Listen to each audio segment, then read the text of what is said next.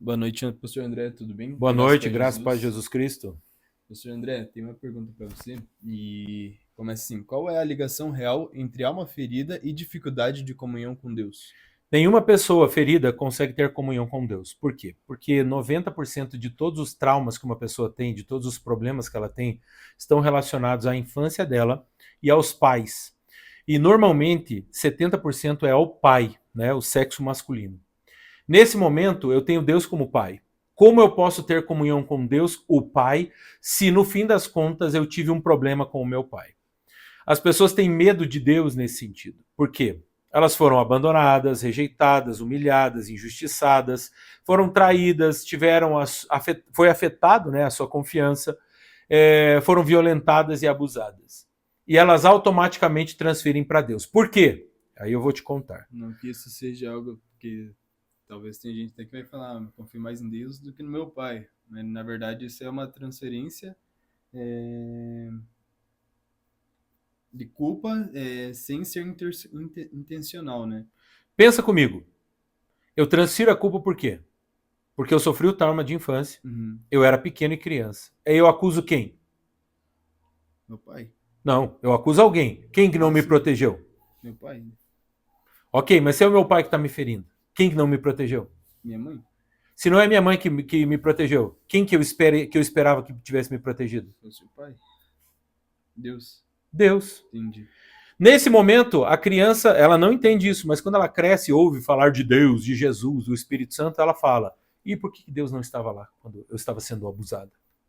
Por que Deus não estava lá quando eu fui traída, abandonada, quando meus pais se separaram? Cadê Deus? Por que Deus não estava lá para me proteger? Aí eu cresço, eu começo a entender um pouquinho, aceito a Jesus, na verdade essa palavra aceito a Jesus não é real, né? Não é verdadeira. Na verdade foi ele que nos aceitou, a gente apenas responde a ele. E aí eu chego no evangelho, chego no relacionamento com Jesus Cristo e faço o quê? Comparação? Eu trago esse trauma escondidinho, mocadinho, e aí eu vou tentar ter relacionamento com Deus. Mas de verdade, qual é o meu pensamento? Por que Deus não estava lá? Essa é a pergunta que eu quero fazer. Só que eu tenho medo de Deus agora. Porque Deus é mau. Deus pode jogar um raio, alguns pensam. Deus pode me dar uma doença, Deus pode colocar uma maldição na minha vida. Deus pode mandar lá para o sul da África. Na África do Sul até que é bom, né? Mas o norte da África que é pior. Né? Deus pode me mandar para a Zâmbia. Deus pode. Você entende? Aí eu começo a transferir o quê? Já que Deus não cuidou de mim quando eu era criança e sofria um abuso, um trauma em infância, agora como é que fica a situação? Eu não vou ter relacionamento com esse homem que me sacaneou. Vou usar uma frase que uma irmã da igreja lá falava muito. Deus é sacana. Deus me sacaneou. Cadê Deus? E ela falava isso. Onde estava Deus quando o meu pai me humilhou daquele jeito? Então, você precisa entender que esse trauma está relacionado com a intimidade com Deus, por quê? Porque eu transfiro, nem que seja subconscientemente, para Deus a responsabilidade. Onde estava Deus? E aí, como é que eu vou ter relacionamento com alguém que eu achei que não estava lá, que foi ausente no momento que precisava estar? Você entende? Não tem como ter Entendi, relacionamento com ele. entendi. E que tipo de marcas emocionais da infância podem continuar moldando a fé de um adulto sem que ela perceba? Simples. Vamos imaginar uma pessoa que teve um trauma de humilhação, ok? Ela foi exposta publicamente em vez de ser acolhida. Criança. Ela cresce. Ela cresce em silêncio, ok? Ela cresce evitando aparecer. Por quê? Porque ela tem medo que alguém faça de novo o que aconteceu na infância, a humilhação. Essa criança se torna um adolescente um jovem um adulto, casa, constitui família e continua em silêncio. Você conhece muitas pessoas assim. São extremamente quietas, são bem calminhas, parece uma bênção, mas na verdade é o reflexo do trauma de humilhação. Só que tem um problema, existe um limitador. Existe um limite que o Senhor vai querer que você venha para que ele tenha o controle, e esse limite é sua autoproteção. Entendeu? Qual é a sua autoproteção? Eu não vou aparecer para que eu não seja exposto. Então o Senhor quer agora te colocar numa situação onde você vai estar exposto. Holofotes vão ser colocados sobre você. E ele precisa disso para quê? Para te curar.